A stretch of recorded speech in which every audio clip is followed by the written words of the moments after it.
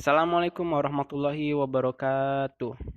Alhamdulillahirrabbilalamin. Puji syukur kehadirat Allah Subhanahu wa taala sehingga kita masih diberi kesempatan untuk bertemu pada kali ini walaupun melalui online. Ya, sebelum kita mulai pembelajaran kali ini, mari kita sama-sama membuka pelajaran ini dengan nafas basmalah. Bismillahirrahmanirrahim. Pada kali ini Ustadz akan menjelaskan sejarah kebudayaan Islam bertemakan pentingnya mempelajari sirah, nasab, dan keluarga besar Rasulullah Shallallahu Alaihi Wasallam. Nah, sebelumnya anak-anak udah tahu belum apa arti sirah? Ya, sirah adalah sejarah yang bisa diartikan suatu kejadian atau peristiwa yang benar-benar terjadi pada masa lampau. Jadi jika ada peristiwa penting atau kejadian-kejadian penting di masa lalu, itu disebut dengan sejarah. Mengapa kita perlu mempelajari sirah?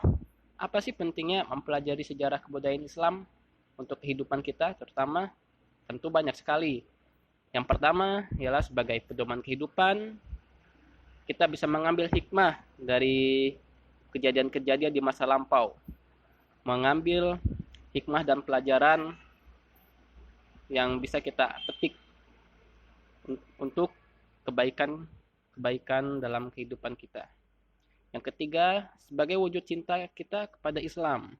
Jadi karena kita kaum muslim yang beragama Islam, tentu kita harus mempelajari sejarah kebudayaan Islam, karena itu sebagai wujud cinta kita kepada Islam.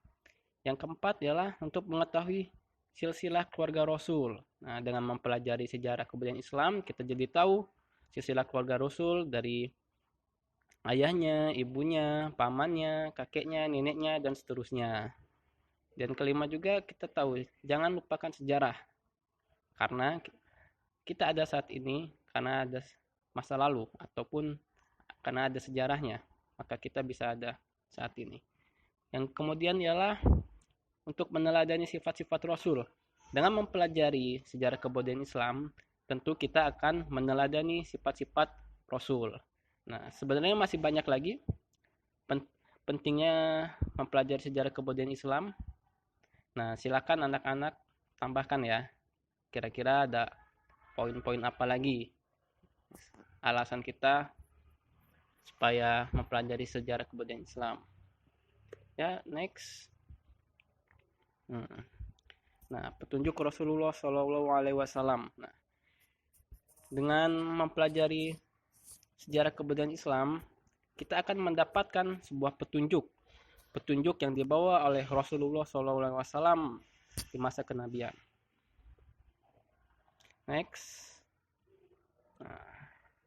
Nah, tentunya kita fitrah manusia. Yang pertama ialah mengakui keberadaan Sang Pencipta. Yang kedua ialah menyembah Sang Pencipta. Yang ketiga adalah hidup yang teratur. Ini adalah ketiga poin ini adalah petunjuk-petunjuk yang dibawa oleh Rasulullah SAW yang harus kita yakini, karena itu berasal dari hidayah dan wahyu dari Allah Subhanahu Wa Taala yang diberikan kepada Rasulullah SAW. Next. Nah, berdasarkan surat Al-Ahzab ayat 21, sesungguhnya telah ada pada diri Rasulullah itu suri teladan yang baik bagimu, yaitu bagi orang yang mengharap rahmat Allah dan kedatangan hari kiamat, dan dia banyak menyebut Allah. Next.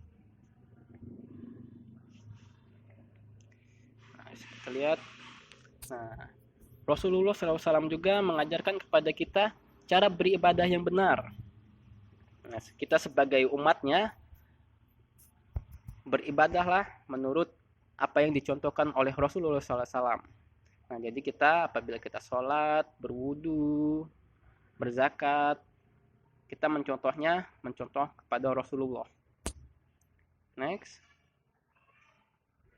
Nah, nasab Rasulullah SAW yang pertama ialah Muhammad atau Rasul bin Abdullah. Nah, jadi ayahnya Rasul adalah Abdullah bin Abdul Muthalib, dan adapun kakek Nabi Muhammad ialah Abdul Muthalib bin Hashim bin Abdul Manaf bin Qusay bin Kilab bin Murrah bin Ka'ab bin Lu'ay dan seterusnya. Jadi kita jika anak-anak ditanya siapa ayah Rasul, tentu bisa menjawab ya, ayah Rasul bernama Abdullah dan kakek Rasul adalah Abdul Muthalib. Next.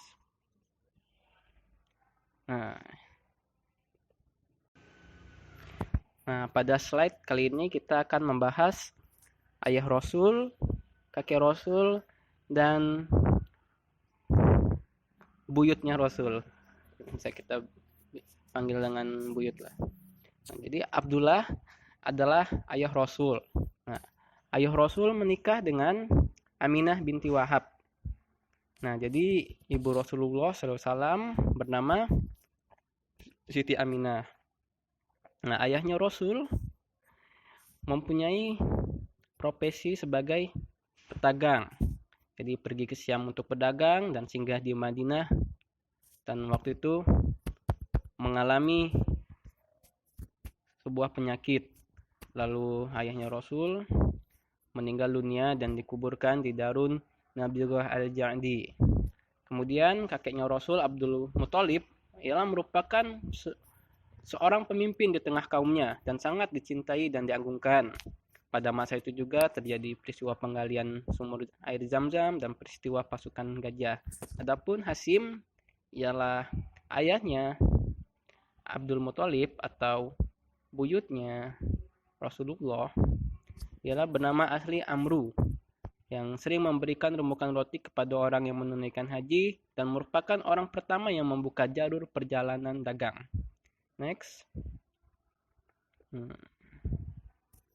Nah, jadi kita dengan belajar sejarah menjadikan kita hidup lebih lama dibandingkan usia kita sebenarnya.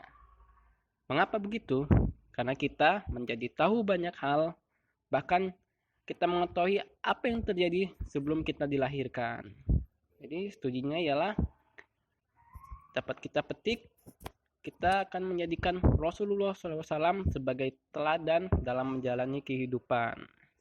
Next. Kita dapat ambil kesimpulan bahwa kita sebagai umat muslim harus mempelajari dan mengetahui sejarah-sejarah Islam di masa lampau. Karena dengan kita mempelajari sejarah-sejarah kebudayaan Islam, kita jadi mengetahui perjalanan Rasulullah dalam menyebarkan agama tauhid atau agama Islam.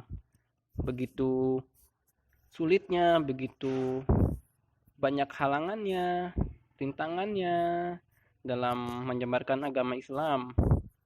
Sedangkan kita pada saat ini telah bisa merasakan kemerdekaan Islam dan kita hanya menjalankan. Tidak seperti zaman Rasul, yang dimana Rasul harus bersusah payah mengalami siksaan, kezaliman. Nah, kita jangan sebagai umat muslim, kita jangan menyia-nyiakan perjuangan Rasulullah SAW di masa lampau. Karena kita sebagai umatnya harus mencintai beliau dan meneladani beliau dengan kita terus semangat mempelajari sejarah kebudayaan Islam. Secara tidak langsung kita juga akan meneladani sifat-sifat Rasulullah SAW, di mana kita mengetahui bahwa sifat Rasulullah ada 4, sidik, amanah, fatonah, dan tablik. Dan kita sebagai umatnya diharuskan untuk berupaya menerapkan keempat sifat tersebut dalam kehidupan kita sehari-hari. Ingat kata Bung Karno, Presiden Indonesia yang pertama, jas merah. Jangan sekali-kali melupakan sejarah. Nah, demikianlah materi kali ini. Terima kasih, jazakallah khairan kasiron anak-anak karena telah menyimak materi kali ini. Ustaz tutup dengan lafaz hamdalah. Alhamdulillahirabbil alamin. Wabillahi taufiq wal hidayah. Wassalamualaikum warahmatullahi wabarakatuh.